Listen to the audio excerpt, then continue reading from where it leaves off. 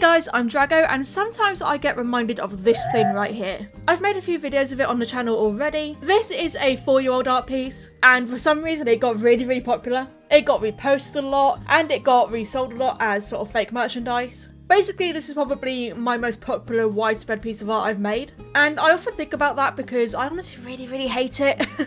Hence why I've done a couple of videos redrawing it on the channel already.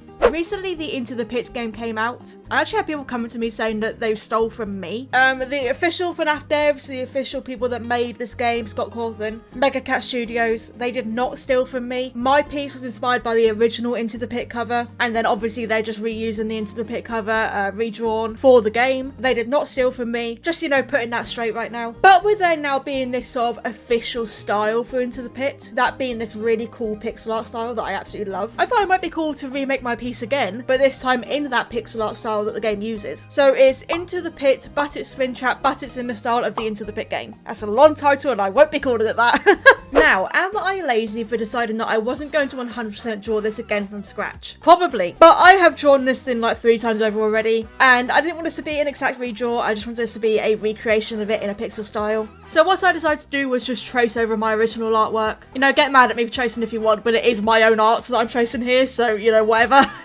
But I just wanted to quickly outline it again so that I could then put that into the canvas for my pixel art, which is shrunk down to about 100 by 100 pixels, and then use that to make the pixel outline. Because basically when I shrink it down, it'll obviously pixelate itself, and then I can just go over that and clean it up and just know how the pixels are going to fall into place. It just helps me visualise the shapes much better, especially because I don't do pixel art very often. At most, I do the sprites for Pokemon Infinite Fusion, but that's quite different to a full-blown piece of pixel art, and it was just way easier doing this so I could visualise how these more complicated lines and shapes and all these details would shrink down into such a small resolution. Unlike other bits of pixel art I usually do, this one is keeping a black outline. I'm doing this in the style of the in-game pixel art style, which is mostly used for cutscenes usually, so the slightly more detailed style rather than the sprites that are in-game. And honestly, getting a character like Springtrap into pixels is quite difficult. There is a lot of detail that goes into him. All these holes and bits of withering that he has, each wire sticking out, and then just the pure detail even in his eyes. There's a lot that goes into him, and stripping that down into a smaller resolution I found quite difficult, which is why I'm very glad I did this outline to use as a reference, because without that I'd be totally lost. But honestly, once I'd actually outlined him, I thought it looked quite cool, and I would really actually quite like to make some more FNAF pixel art in the future. So if you guys are interested in seeing me do some more pixel art, then let me know.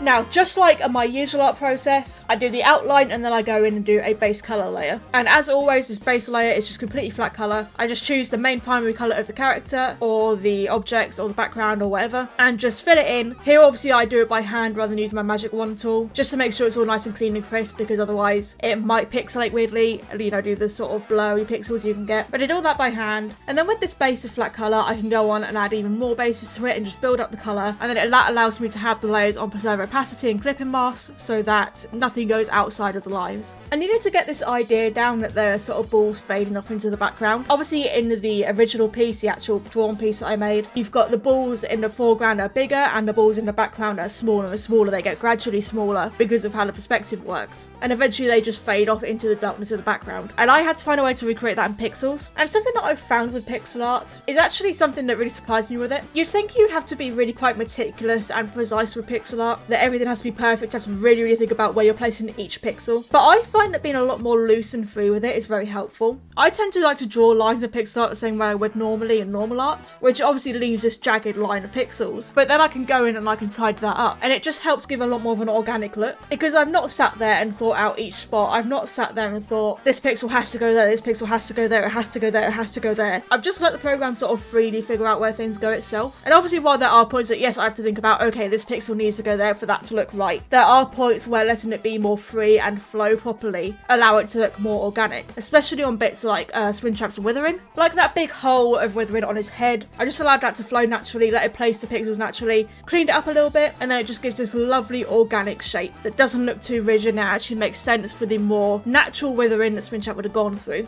Now, shade in the piece is where a lot of the Into the Pit style is going to come in. If you look at the game style, it has very much what I know as pillow shading. Pillow shading being where the tones of each colour gradually gets darker and darker as it goes outwards towards the outline, towards the edges. So for example, on the balls of the ball pit, you have obviously the lighter part at the very top, and then it will go slightly darker, and then it will go down slightly darker and slightly darker in this sort of gradient. And it does it in this sort of circular way, and each section of colour has this circular shape to it. And this type of shading for pixel art is basically just a good way to gradually bring out a gradient, and it is the style that they mostly use for the video game. And so that pillow shading style is what I was going for here, and I decided to start off with the balls of the ball pit because that way I could practice that sort of style of shading first on shapes that are very fitting for that sort of shading, because you know they're spheres anyway, so pillow shading like that works well for them. Plus it would allow me to lay out the sort of lighting of the piece to start off with before going on to doing Springtrap, who would be a lot more complicated. A lot of times I was also colour picking directly from my original piece. Again, just streamlining the process. Like, why should I go through trying to get the perfect tone when it's right there in the original piece anyway? Like, it's my art, so I can take from it, it's fine.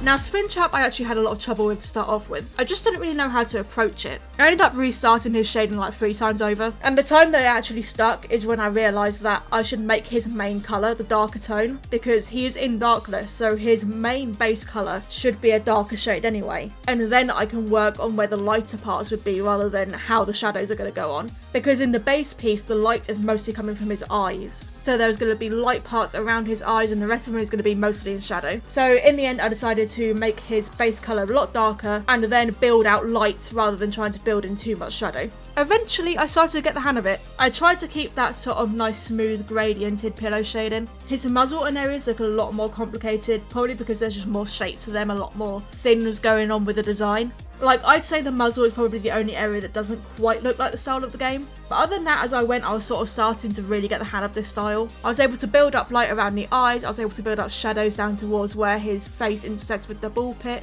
And I was able to get the idea that this light is coming from his eyes and the rest of him is in the shadow. So basically I did it so that the gradient is the middle part where his eyes are is where the lighter parts are. And then in both directions, up and down from the eyes, it gets darker. So down towards the bottom of his muzzle is a lot darker with very brown tones. Brown being a very nice and natural shade to have for a shadow for yellow. And then up towards the top of his head is also getting darker as well. So again, it gradients smoothly using the pillow shading technique into those more dark brown tones. Whereas around his eyes, we have lighter yellow tones, highlighting the colour of his suit and also showing how it's this white light coming from the eyes. And it's the top of the head and the ears where I could really lean into that pillow shading. And I really liked how it started to look. I was doubtful of this at first, but I was actually starting to really like it. Once I'd done his main suit, everything just sort of gradually fell into place really nicely. I'd gotten into the swing of it. I started to understand how the style goes. And it was feeling a lot smoother and I was starting to feel a lot more confident with it.